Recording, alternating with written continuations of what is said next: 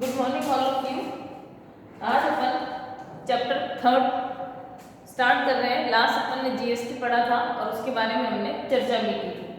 आज अपन class 11th का chapter 3 start कर रहे हैं, जिसमें आपके लिखा हुआ है लेन देनों का अभिलेखन भाग फर्स्ट। अब देखिए, नाम से पता चला लेन देनों का अभिलेखन, यानी अब इतने दिन हम जो इंट्रोडक्शन पढ़ रहे थे, क्या क्या चीजें होती है, कैसे हम उसको मैनेज करते हैं। अब हम क्या करेंगे, जितने भी हमारे व्यापार में लेन देन होते हैं अभिलेखन, यानी कि उसको लिखना सीखेंगे। लिखने के लिए हमारे पास कौन कौन से नियम है, आगे जब हम इससे और आगे स्टेप पढ़ेंगे तो अपन देखेंगे कौन सी चीज को डेबिट करना है, कौन सी चीज को क्रेडिट करना है, उसके ऊपर क्या नियम लागू होते हैं, तो कौन सी चीज डेबिट होती है, कौन सी चीज क्रेडिट होती है। अभिलेखन यानी कि हम लिखना सीखेंगे इसीलिए। लेकिन सबसे इम्पोर्टेंट बात है, हमने पहले भी प्रमाणक पढ़ा था। प्रमाणक के लिए हमने एक क्वेश्चन भी किया था कि अगर आपसे कहा जाए लेखांकन का आधार या लेखांकन के रीढ़ की हड्डी तो प्रमाणक। प्रमाणक क्यों? क्योंकि उसके बिना हम लेखन नहीं कर पाएंगे। जैसे अगर मैं कह दूं मैंने व्यापार में 5 लाख रुपए की मशीन खरीदी है, तो मैं ऐसे मन से नहीं लिख सकती, उसके साथ मुझे उसका बिल लगाना पड़ेगा कि यस, तो वो बिल प्रमाणक का काम करेगा। और हमने लेखन किसको देखकर किया? उस प्रमाणक को देखकर ही किया है। तो हम सबसे पहले इसी चीज को इंट्रोड्यूस करेंगे, इसी चीज को अपन पढ़ेंगे कि हमारे पास जो हम जितने भी व्यापारिक व्यावसायिक सौदे होते हैं उनमें हमारे पास प्रमाणक क्या काम आता है, और उसी को देखकर हम लिखते हैं। आजकल तो सब डिजिटल हो गया, हम बहुत सारी चीजें प्रैक्टिकली भी देखेंगे कि डिजिटल आप बहुत सारा सामान लेने जाते हो। आजकल तो मोस्ट ऑफ जितने बिल है वो जीएसटी बिल है।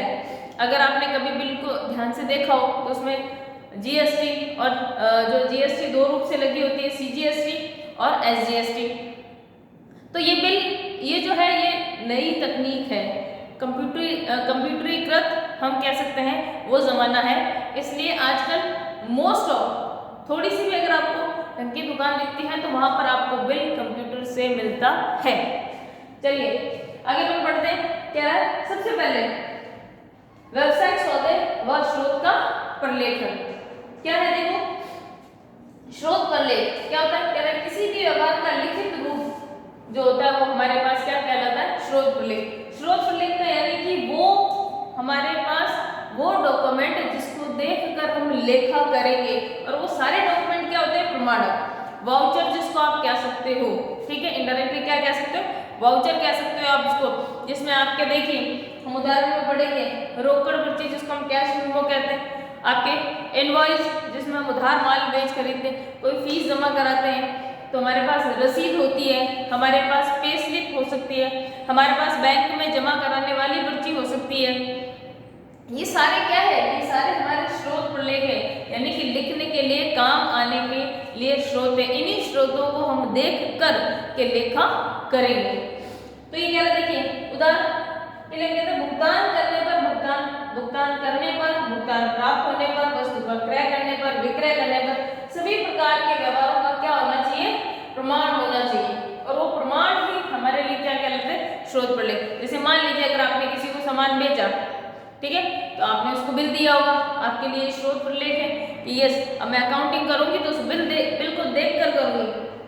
क्योंकि अगर हमारे पास स्रोत प्रलेख नहीं होंगे तो हम इतनी चीजों को याद कभी भी नहीं रख सकते, कभी भी नहीं रख सकते, ये पॉसिबल ही नहीं है। इसीलिए हम इन सब चीजों के स्रोत प्रलेख को इकट्ठा करके रखते हैं और उनको देखकर ही हम अकाउंटिंग को करते हैं।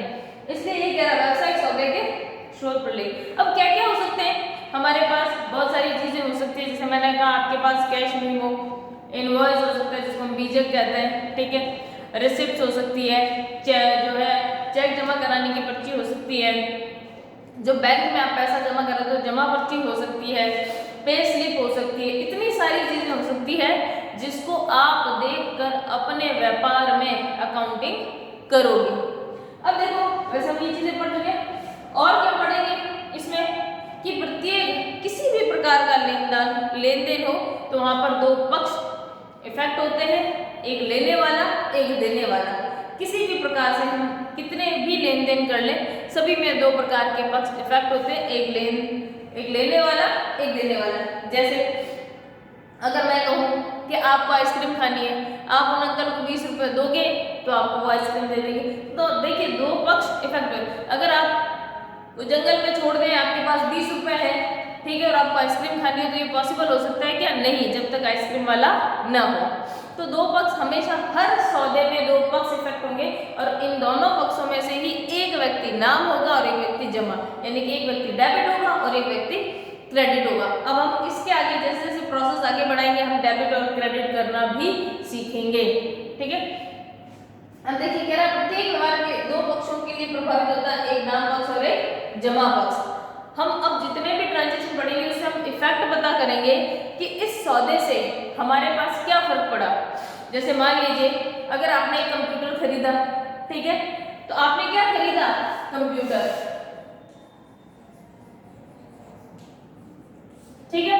तो कंप्यूटर फ्री में तो नहीं आया होगा, दो तरीके से खरीदा होगा, या तो आपने नगद खरीदा होगा या आपने उधार खरीदा होगा। तो हम अब इन लेन देन को ये जानेंगे कि इस कंप्यूटर खरीदने से हमारे पास क्या फर्क पड़ा।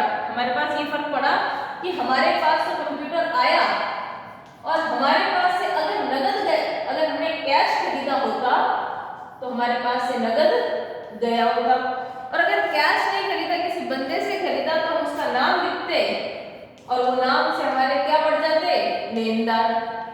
क्या बढ़ जाते? लेनदार। भाई आज नहीं तो कल, अगर आप उधार खरीदे तो आज नहीं तो कल उसको पैसा देना। इसका मतलब हमारे व्यवसाय में कौन क्रिएट हो गया? लेनदार जो है वो उत्पन्न हो गए। तो ऐसे ही हम ये सारी चीजें कहाँ से पता लगाएंगे? सभी के सभी स्रोत प्रलेख से। हमारे पास जो प्रमाणक होंगे व्यवहारों के, जो हमने सौदे किए उसके, उसी से हम पता लगाएंगे कि किसको हम डेबिट करें और किसको हम क्रेडिट करें। इसके आगे अपन रूल पढ़ेंगे बहुत सारे कि कौन कौन सी चीजें जो है डेबिट कर दें। और सबसे बड़ी बात इफेक्ट भी देखेंगे। जैसे मैंने कहा हमने कंप्यूटर खरीदा व्यापार में, तो क्या इफेक्ट पड़ा? इफेक्ट ये पड़ा कि कंप्यूटर आया और पैसे गए। तो हम रूल पढ़ेंगे, जब व्यापार में कोई वस्तु आए तो उसको डेबिट करो और व्यापार से कोई वस्तु जाए तो उसको क्रेडिट करो। तो हमारे पास देखो, अगर हम इसकी एंट्री करते हैं तो हम इसकी एंट्री करते computer account debit to cash. अगर नगद लेते तो टू कैश, और अगर हम किसी संस्था से या किसी व्यक्ति से उधार लेते तो कैश की जगह उसका नाम आ जाता। हम एंट्री कर देते, अगर राम से खरीदते हम एंट्री करते computer account debit to Ram. अगर नगद खरीदा तो computer account debit to cash. जब हमारे पास ट्रांजैक्शन कैश में होता है तो हमें किसी भी व्यक्ति को नाम लिखने की आवश्यकता नहीं है। क्यों नहीं है? क्योंकि हमें नाम याद रखना ही नहीं, हमारे पास तो पैसे हैं। अगर आपने खुद ने देखा होगा, जब आप एक किराने की दुकान पर जाते हो और अगर आपका वहाँ खाता चलता है और अगर आप कोई चीज़ पैसे दे के लाते हो तो क्या अंकल जी लिखते हैं क्या डायरी में? नहीं लिखते हैं। लेकिन अगर आप उधार लाए हो तो जरूर अंकल जी आपके वो जो डायरी वाला पन्ना खोलेंगे और उसमें लिखेंगे इतने रुपए का उधार सामान है। तो इसीलिए जब भी हम उधार का ट्रांजेक्शन करते हैं तो व्यक्ति का या संस्था का नाम आता है, लेकिन अगर नगद करते हैं तो कैश लिखा जाता है, किसी भी व्यक्ति या संस्था का नाम नहीं आता है। अब देखिए हमने ये ट्रांजेक्शन की बात कर ली, आगे हम पढ़ेंगे। आपकी बुक्स में बहुत सारे प्रारूप दे रखे हैं। जैसे ये जो प्रारूप के पैटर्न है ये बहुत पुराने भी हैं। आजकल के जो प्रारूप के पैटर्न है वो थोड़े अलग टाइप के भी है, अलग अलग बिल निकलते हैं। हम बात करते हैं प्रमाणक के प्रारूप की। तो अगर हम लीगली देखें तो गवर्नमेंट ने प्रमाणक का कोई भी प्रारूप तय नहीं किया होगा।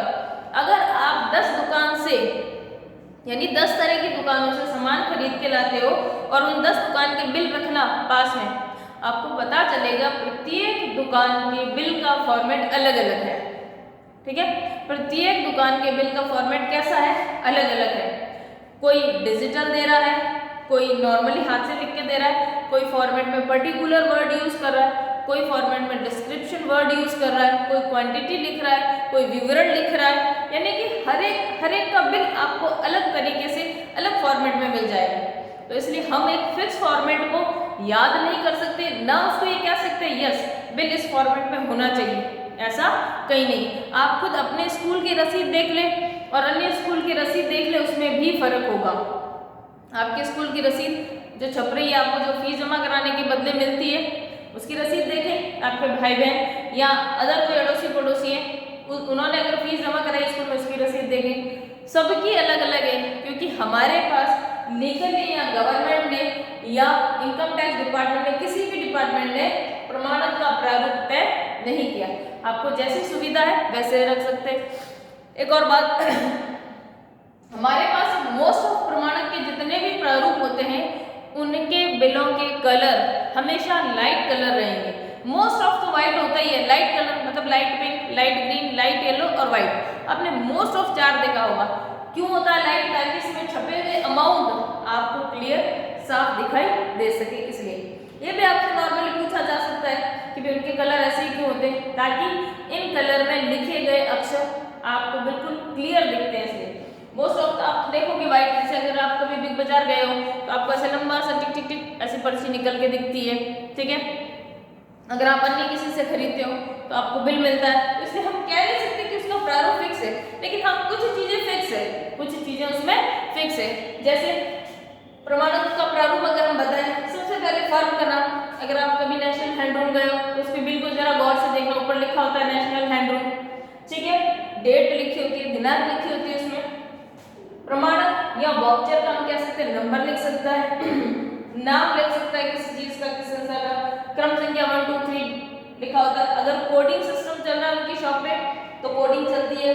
विवरण डिस्क्रिप्शन लिखा होता है, आपने क्या खरीदा, सर्फ, फेयर एंड लवली, ठीक है, बॉर्नविटा, जो भी खरीदा XYZ।